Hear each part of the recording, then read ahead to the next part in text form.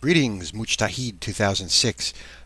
This is a video response to your video entitled Muslim Rational Response to Atheism and Other Blind Faiths. I should point out, atheism is not a faith, it's not a religion.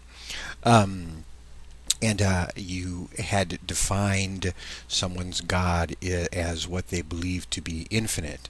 I disagree with you. I can imagine many, many types of infinity, but that does not make them my God. I can imagine an infinite line, infinite plane, infinite three-dimensional space, infinite series of numbers, but those types of infinities are not my God.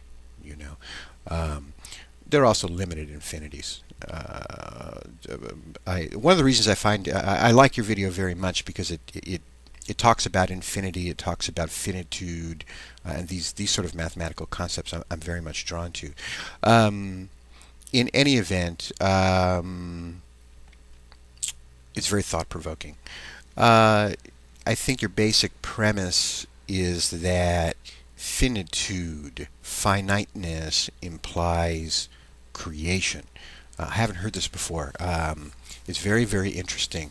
And you ask, as we study the objects within the universe, which are finite, and we attribute to them cause and effect, we attribute to them some sort of cause, formative cause.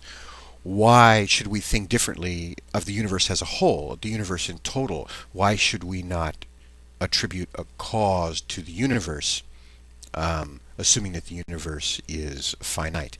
And the current theory is that the universe, at least this particular universe, is actually finite, that it's curved in space. In fact, just for illustration, this two-dimensional plane or two-dimensional object, if it's curved, curves into three dimensions and is finite.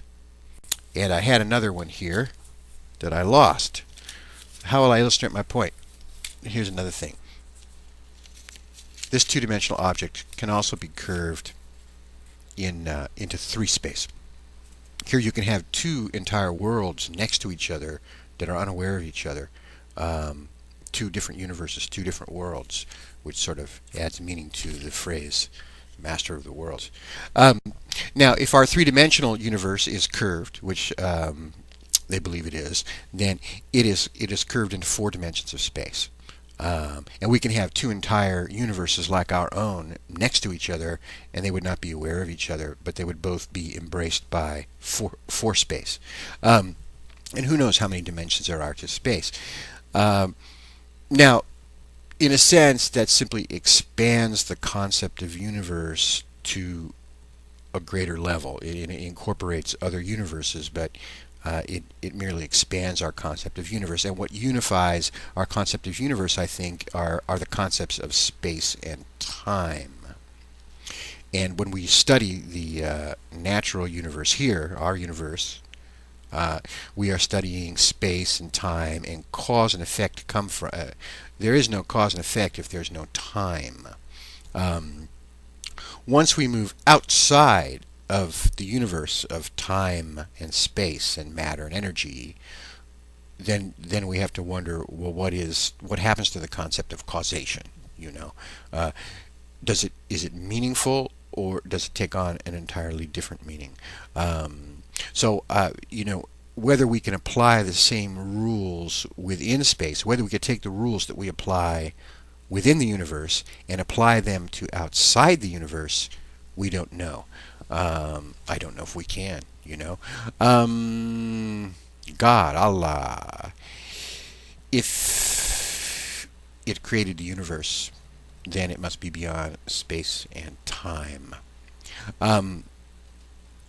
You had mentioned that interesting thought that if something like a pool of water is finite on one side, it must be finite on another. And I can actually imagine things that don't conform to this. I can imagine, for instance, a cone that has a flat surface, a finite surface, and yet tapers infinitely off to infinity.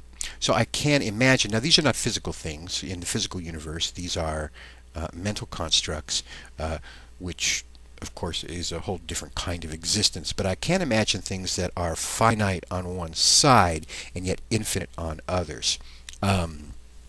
This, again, however, it's a spatial concept, so I'm limited by that. So this raises an interesting question about God, because if God created the universe and is separate from the universe, in a sense, God is bounded on one side. And the universe lies on the other side of that boundary. So the first thing that comes to my mind is, well, what happens at that boundary? Of course, this would have to be a non-spatial boundary, because space would be part of the universe, and God, Allah, would not be subject to spatial or temporal limitations. But so the question of what's the nature of that boundary is fascinating. What would the nature of that boundary be? Plus, whatever type of boundary it is, you would have the finiteness of the universe, and then the infinity, the infinitude of God, Allah, on the other side, kind of like basically like the cone I described, but of course much more majestic by far.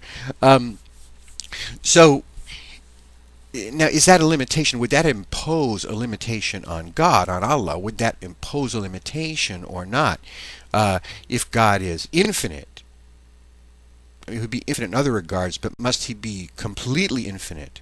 Or does that mean that God must penetrate creation and embrace it from within as well as without in order to remain completely infinite in all directions? Once again, I'm caught up in these temporal concepts.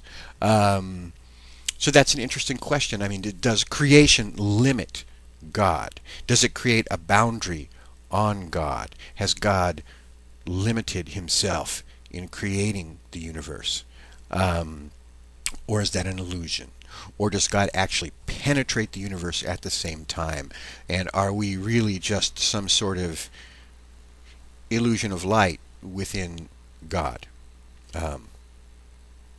That's the best I can think, some refractive illusion. Our entire universe and all universes, if they exist, being basically elusive reflections of light within God, so that God remains completely limitless and unbounded by creation. So those are my simple questions for the day. Listen, again, thank you much for your video. I really, really enjoyed it. It was very thought-provoking and very, very good for the mind and the imaginative faculties, and raises some real questions. I'm still thinking about it. So I appreciate the thoughts very much. You take care, and I hope to talk to you again soon. Bye-bye.